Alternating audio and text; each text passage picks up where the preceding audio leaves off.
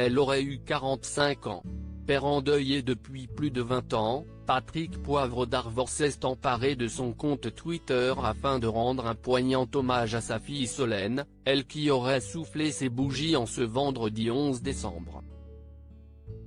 L'ex-animateur phare du journal télévisé de TF1 a choisi de se souvenir de sa progéniture avec émotion en relayant un cliché pris peu de temps avant son décès, lors d'un week-end à la montagne. Sa dernière photo, amorce ainsi le journaliste, Solène aurait 45 ans aujourd'hui. Elle laisse toujours un grand vide mais la maison qui porte son nom est là pour soulager la détresse de ses petites sœurs de souffrance.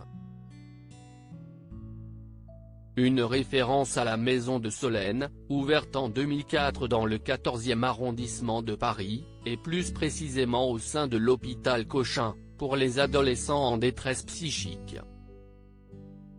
Un projet auquel collabore Véronique Poivre d'Arvor, la maman de la défunte, parrainée également par Bernadette Chirac. Car s'il connaît le deuil d'un enfant, Patrick Poivre d'Arvor veut éviter à tout autre parent de vivre une telle épreuve. Le 27 janvier 1995, Solène Poivre d'Arvor a mis fin à ses jours en se jetant sous une rame de métro à la station Les Sablons. La jeune femme a succombé à ses blessures à l'hôpital Beaujon à l'âge de 19 ans. En proie à une lourde dépression, elle a également souffert d'anorexie.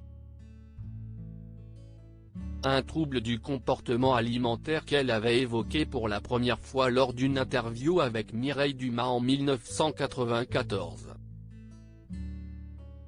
Son combat étant trop lourd à porter, la fille de Patrick Poivre d'Arvor n'a pas souhaité partir sans faire part de son désespoir dans une déchirante lettre d'adieu. Merci pour tout mais je n'aime pas la vie. Je veux être incinéré et gardé dans une petite boîte, mais pas jeté à la mer. 25 ans, déjà Patrick Poivre d'Arvor la conserve cependant dans son cœur. Marqué au fer rouge, il multiplie les hommages en l'honneur de sa fille depuis sa disparition. Ne pouvant oublier son anniversaire, le journaliste se remémore également la date de sa mort. Ainsi, le 27 janvier 2020, à l'occasion du 25e anniversaire du décès de Solène, il se saisissait aussi son compte Twitter pour faire part de sa douleur. Pas un jour depuis sans sa présence à nos côtés. Aujourd'hui son souvenir se perpétue à travers la maison de Solène.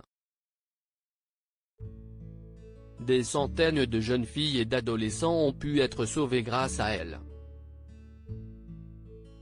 Elle est devenue un symbole.